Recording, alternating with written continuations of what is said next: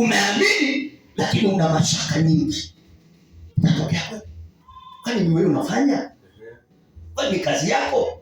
Kazi yako wewe ni kuamini. Usijihangaishe na kitu ambacho iko nje ya uwezo wako. Kwani ni uhangaike na kitu ambacho iko nje ya nini? Ya uwezo wako. Achana wewe, amini tu.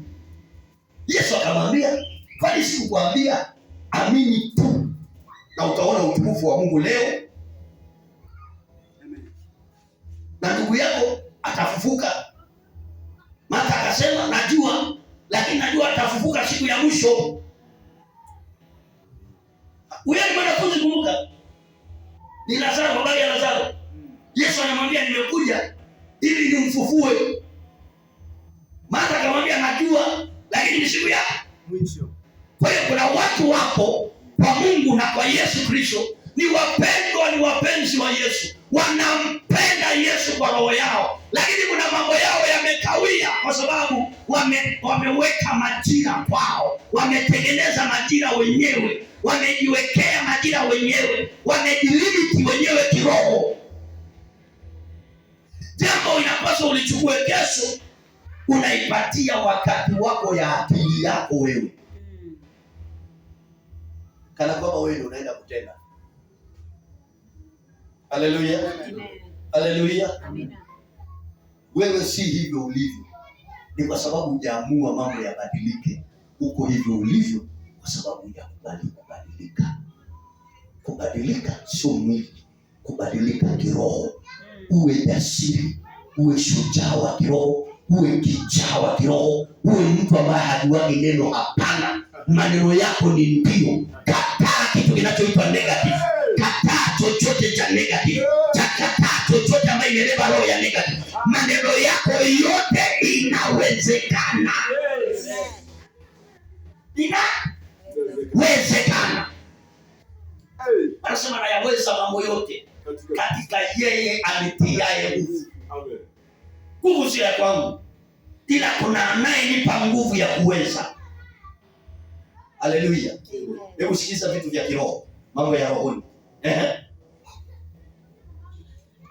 Ni bayana ya mambo yasiyoonekana. Ni bayana ya mambo yasiyoonekana. Usitafute kwa macho haya.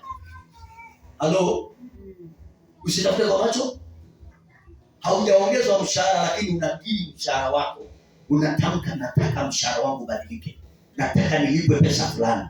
Inapaswa wewe uanze safari ya kuanza kumpanga bosi wako kiroho. Unampanga kiroho, unamwamrisha kiroho, unamsemesha kiroho. Sitaki pesa hii, hii ndio haki yangu. Halo? Halo? Halo? Anamuuliza, niambie, nataka nikulipe mshahara gani? Niambie. Sio yeye anasema. Niambie unataka nikulipe mshahara gani? Kiwango gani nikulipe? Mtu wa rohoni hamilikiwi, anamiliki. Mtu wa rohoni hatambuliwi, anatambua. Mtu wa rohoni hasemewi, anasema. Amen. Wow. Amen, hiyo haitoshi. Amen. Hiyo haitoshi. Amen. Kwa sababu hauna uhakika. Ngoja nikupe hiyo. Wakorintho wa kwanza mlango wa 2. Wakorintho wa kwanza mlango wa 2. Tutarudi tu hapo. Lakini pointi yangu niliyochukua nataka kusoma hapo kabla sijaikimbia na kuitoroka. Anasema kwamba hebu soma hiyo kipengele tu kwenye Waebrania alafu tuende Wakorintho. Kwenye Waebrania. Soma tu hapo kwa kipengele kadogo sana. Kwenye mstari ule wa kwanza na wa 2. Basi imani ni kuwa na hakika ya mambo yatarajiwayo. Ni bayana ya mambo yasiyoonekana. Maana kwa hiyo wazee wetu walishuhudiwa. Kwa imani twafahamu ya kuwa ulimwengu uliumbwa kwa neno la Mungu. Yaani ulimwengu umeumbwa kwa neno. Yaani hii ulimwengu tunaoishi umeumbwa kwa neno. Ndio maana nakwambia huwa ulimwengu wa roho ni natangulia. Unatabiri kwanza, unabashiri kwanza, unatamka kwanza. Biblia inasema kwa kinywa mtu hukiri kupata wokovu na kwa moyo huamini kuhesabiwa haki. kinywa mtu hukii. Biblia inasema utakula matunda ya midomo yako, utashiba mazao ya kinywa chako. Kile unachonena ndicho itakachokuwa maisha yako. Oh, yes. Haleluya. Kile unachozungumza ni nini unaongea?